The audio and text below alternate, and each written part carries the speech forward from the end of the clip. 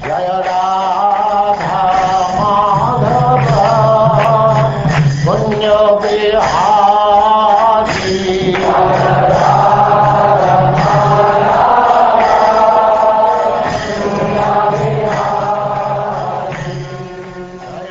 And now chapter 10.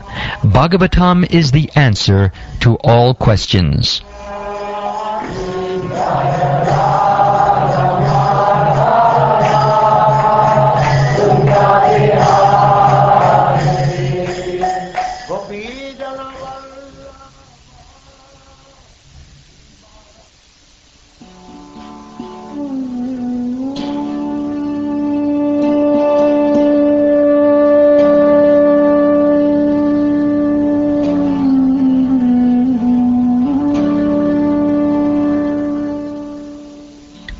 Sri Shukdev Goswami said, in the Srimad Bhagavatam, there are 10 divisions of statements regarding the following: the creation of the universe, sub-creation, planetary systems, protection by the Lord, the creative impetus, the change of manus, the science of God, returning home back to Godhead, liberation, and the summum bonum. To isolate the transcendence of the summum bonum, the symptoms of the rest are described sometimes by Vedic inference, sometimes by direct explanation, and sometimes by summary explanations given by the great sages. The elementary creation of 16 items of matter, namely the 5 elements, fire, water, land, air, and sky, sound, form, taste, smell, touch, and the eyes, ears, nose, tongue, skin, and mind, is known as sarga, whereas subsequent resultant interaction of the modes of material nature is called visarga. The right situation for the living entities is to obey the laws of the Lord, and thus be in perfect peace of mind under the protection of the Supreme Personality of Godhead. The manus and their laws are meant to give right direction in life. The impetus for activity is the desire for fruitive work. The science of God describes the incarnations of the personality of Godhead and his different activities, together with the activities of his great devotees. The merging of the living entity, along with his conditional living tendency, with the mystic lying down of the Mahavishnu, is called the winding up of the cosmic manifestation. Liberation is the permanent situation of the form of the living entity after he gives up the changeable, gross, and subtle material bodies. The Supreme One, who is celebrated as the Supreme Being or the Supreme Soul, is the supreme source of the cosmic manifestation, as well as its reservoir and winding up. Thus he is the supreme fountainhead, the absolute truth. The individual person possessing different instruments of senses is called the Adhyatmic person, and the individual controlling deity of the senses is called Adidaivik. The embodiment seen on the eyeballs is called the Adibodhic person. All 3 of the above-mentioned stages of different living entities are interdependent. In the absence of one, another is not understood. But the Supreme Being, who sees every one of them as the shelter of the shelter, is independent of all, and therefore he is the supreme shelter.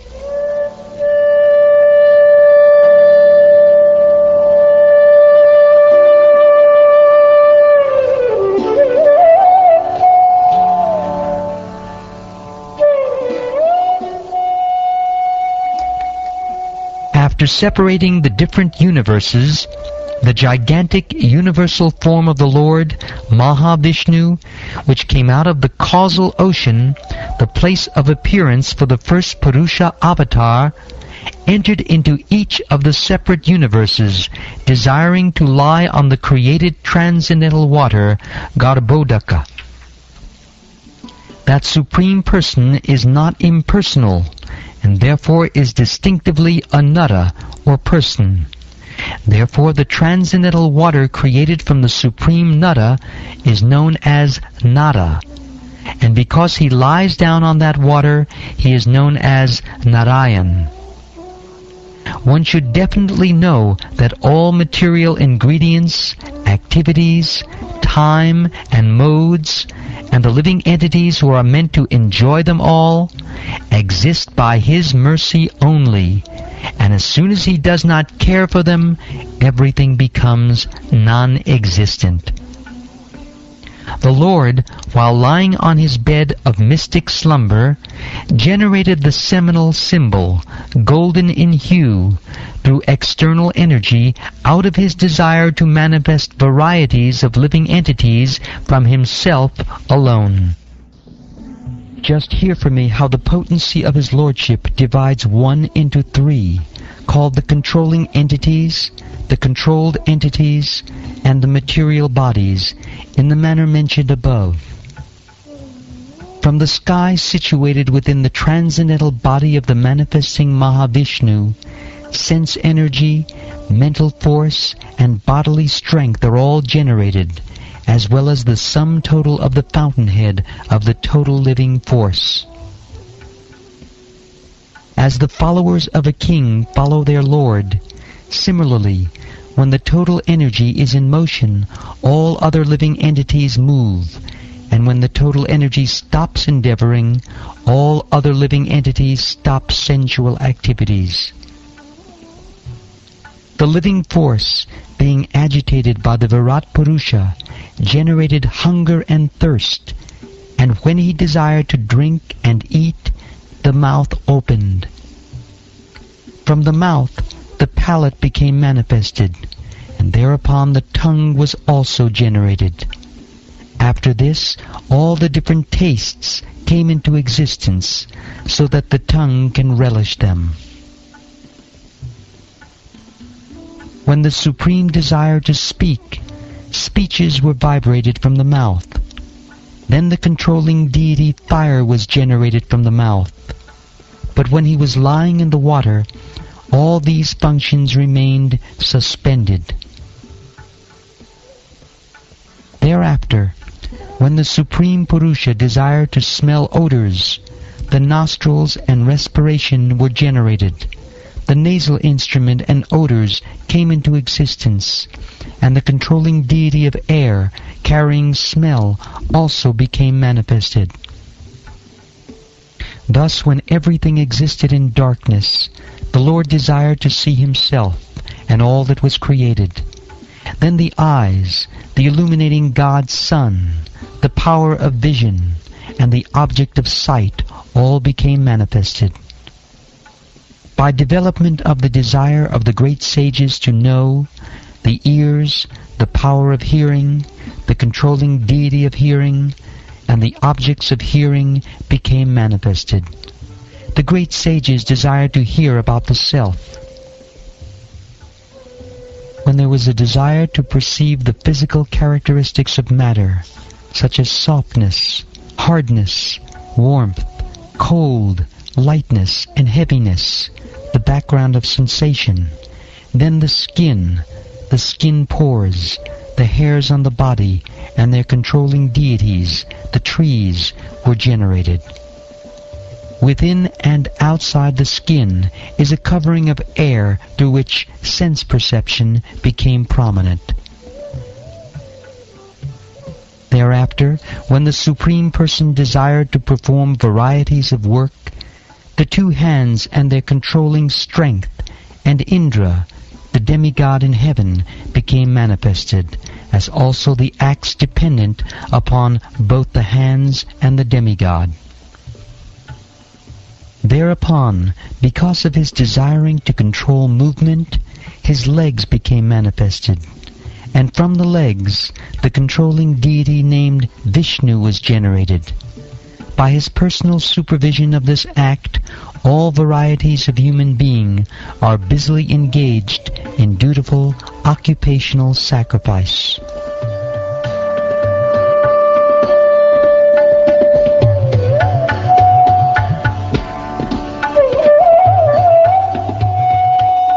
Thereupon, for sexual pleasure, begetting offspring and tasting heavenly nectar, the Lord developed the genitals, and thus there is the genital organ and its controlling deity, the Prajapati.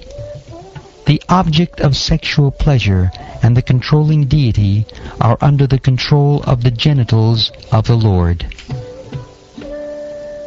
Thereafter, when he desired to evacuate the refuse of edibles, the evacuating hole, anus, and the sensory organ thereof developed, along with the controlling deity Mitra. The sensory organ and the evacuating substance are both under the shelter of the controlling deity. Thereafter, when he desired to move from one body to another, the navel and the air of departure and death were combinedly created. The navel is the shelter for both, namely death and the separating force.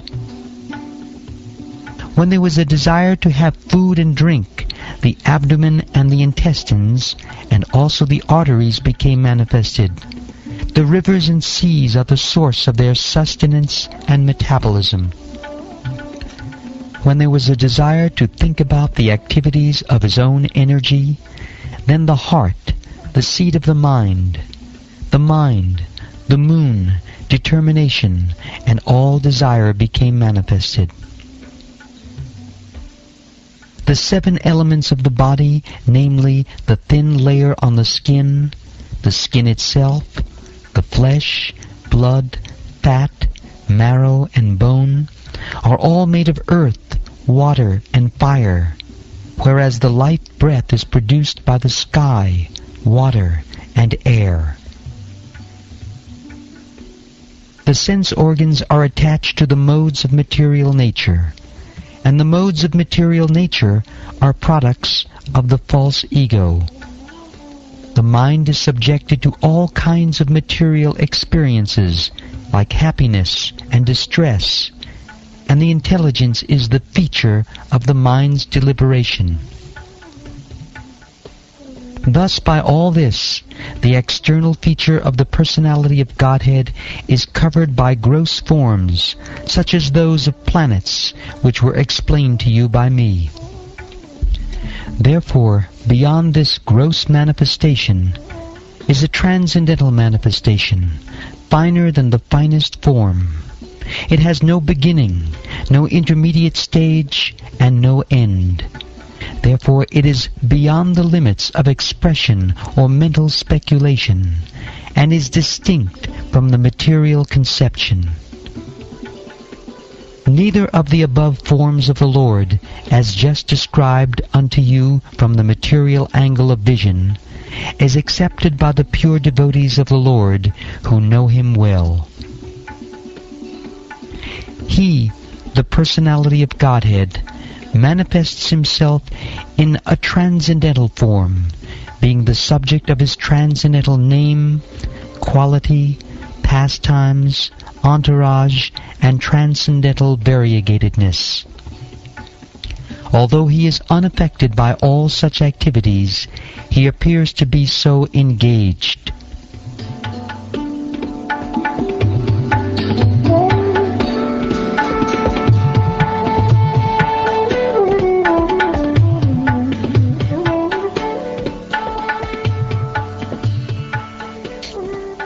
O King, know from me that all living entities are created by the Supreme Lord according to their past deeds. This includes Brahma and his sons like Daksha, the periodical heads like Vaibhasvata Manu, the demigods like Indra, Chandra, and Varuna, the great sages like Bhrigu, Vyas, and Vasishta, the inhabitants of Pitraloka and Siddhaloka, the Charanas, Gandharvas, Vidyadharas, Asuras, Yakshas, Kinnaras, and angels, the Serpentines, the monkey-shaped Kimpurushas, the human beings, the inhabitants of Matraloka, the demons, Pisachas, ghosts, spirits, lunatics, and evil spirits, the good and evil stars, the goblins, the animals in the forest, the birds, the household animals, the reptiles, the mountains, the moving and standing living entities, the living entities born from embryos, from eggs, from perspiration, and from seeds, and all others, whether they be in the water, land, or sky, in happiness, in distress, or in mixed happiness and distress. All of them, according to their past deeds, are created by the Supreme Lord. According to the different modes of material nature, the mode of goodness, the mode of passion, and the mode of darkness, there are different living creatures who are known as demigods, human beings, and hellish living entities. O King, even a particular mode of nature, being mixed with the other two, is divided into three, and thus each kind of living creature is influenced by the other modes and acquires its habits also. He, the personality of Godhead, as the maintainer of all in the universe, appears in different incarnations after establishing the creation, and thus he reclaims all kinds of conditioned souls amongst the humans, the non-humans, and the demigods. Thereafter, at the end of the millennium, the Lord himself in the form of Rudra, the destroyer, will annihilate the complete creation as the wind displaces the clouds. The great transcendentalists thus describe the activities of the Supreme Personality of Godhead, but the pure devotees deserve to see more glorious things in transcendence beyond these features. There is no direct engineering by the Lord for the creation and destruction of the material world. What is described in the Vedas about his direct interference is simply to counteract the idea that material nature is the creator. This process of creation and annihilation described in summary herein is the regulative principle during the duration of Brahma's one day.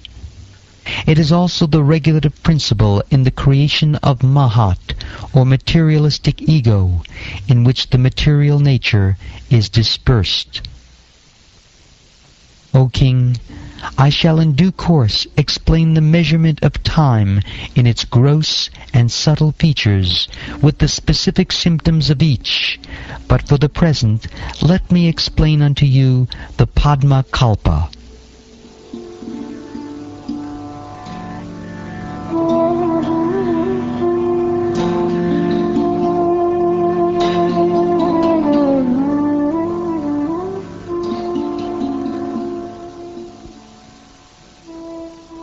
Shonaka Rishi, after hearing all about the creation, inquired from Sutta Goswami about Vidura, for Sutta Goswami had previously informed him how Vidura left home, leaving aside all his relatives who were very difficult to leave.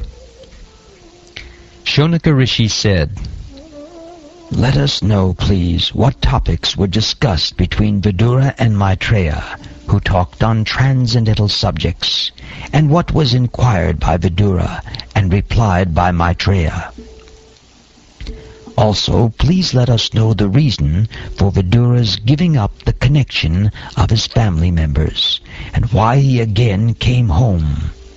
Please also let us know the activities of Vidura while he was in the places of pilgrimage." Sri Sutta Goswami explained, "I shall now explain to you the very subjects explained by the great sage in answer to King Parikshit's inquiries. Please hear them attentively.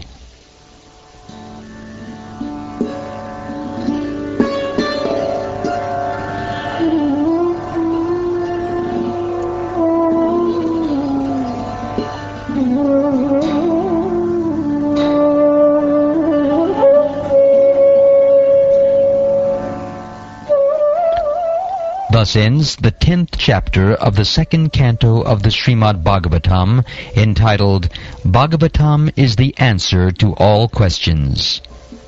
And this ends the 2nd canto.